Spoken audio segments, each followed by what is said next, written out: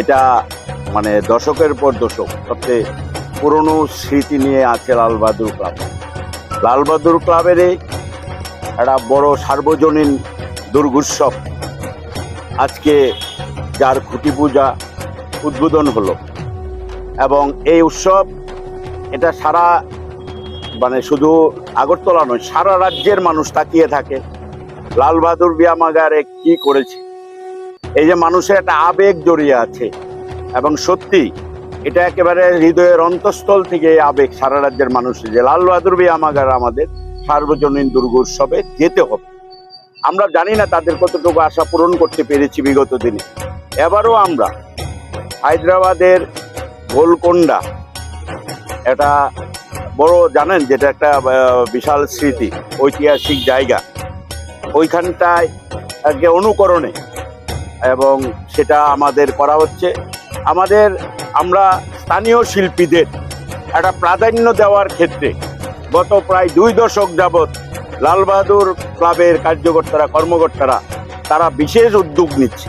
এবং এবারও স্থানীয় শিল্পীদের দিয়েই এই যে যিনি প্যান্ডেল করবেন উনি স্বনামধন্য এবং সবাই চেনেন হরেকৃষ্ণ পাল, উনি একজন রাজ্যের স্বনামধন্য আর্টিস্ট, উনাকে দিয়ে আমাদের এই প্যান্ডেল করানো হচ্ছে। এমনকি এই প্রতিমাটাও স্থানীয় উত্তম চক্রবর্তী উনি করছেন। আমরা সবসময়, কারণ এই অঞ্চল আমাদের একটা সামাজিক বিভিন্ন কর্মসূচি আছে, ক্রীড়াক্ষেত্রেও আমাদের অনেক কিছু করতে হয়, এবং আমাদের এলাকার কার্যকর্তারা অত্যন্ত শান্তিপূর্ণ। এবং আপনারা জানেন এই একমাত্র এলাকা যেখানে রাজনৈতিক মেরুকরণ হয় না, যেখানে ছোট বড় সবাই মিলে একটা উৎসবের মুখর পরিস্থিতিতে আজকে এটা উদ্বোধন হলো। এবং পূজা এবং সার্বজনীন পূজা সবাই ভালো থাকুক। লাল বাহাদুর ব্যায়ামাগারের পক্ষ থেকে আমাদের এখানে সভাপতি আছেন, ক্লাব সভাপতি আপনারা জানেন, এই রাজ্যের সবাই চেনেন, আমাদের প্রেস ক্লাবের যিনি প্রেসিডেন্ট, এবং আমাদের প্রাক্তন সভাপতি অরুণানন্দ ভট্টাচার্য থেকে শুরু করে সবাই এখানে আছেন। এবং সবাই মিলেই আমরা এই উৎসব পালন করব এবং রাজ্যবাসীকে আমরা শারদীয়া দুর্গোৎসবের আগাম শুভেচ্ছা, নমস্কার ও প্রণাম জানাচ্ছি। এখনো কনফার্ম হয় নাই, আমরা কথাবার্তা চলছে, বাজেট আমাদের 40 লক্ষ।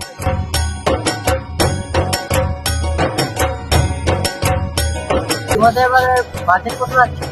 40 লক্ষ টাকা। এবারে প্যান্ডেলের শ্রেষ্ঠ বক্তৃতা কি? আমার নাম হরেকৃষ্ণ পাল, হ্যাঁ শিল্পী হরেকৃষ্ণ পাল। প্যান্ডেলটা আমি তৈরি করছি।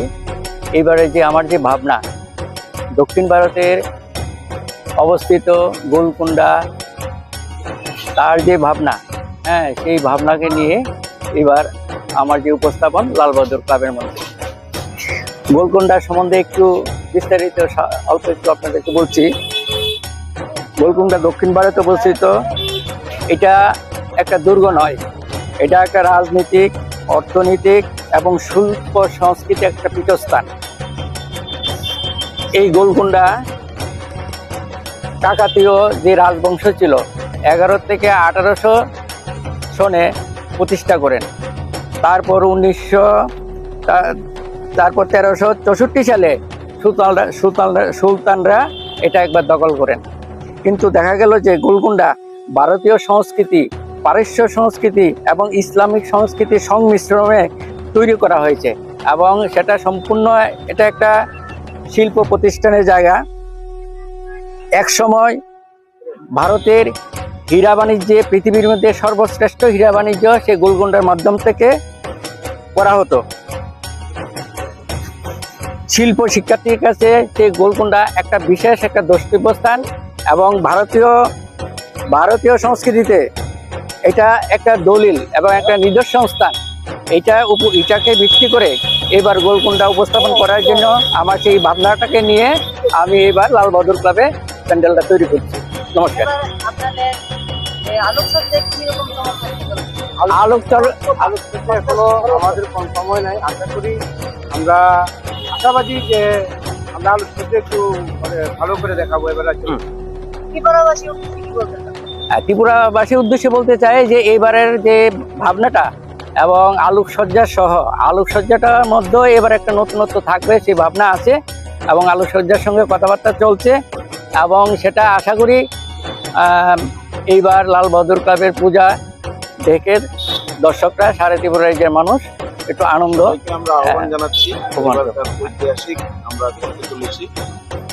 ইতিহাসকে সামনে রেখে যুব সমাজ যাতে ইতিহাস সম্পর্কে জানতে পারে, সচেতন হয়, এটাও আমাদের উদ্দেশ্য রয়েছে।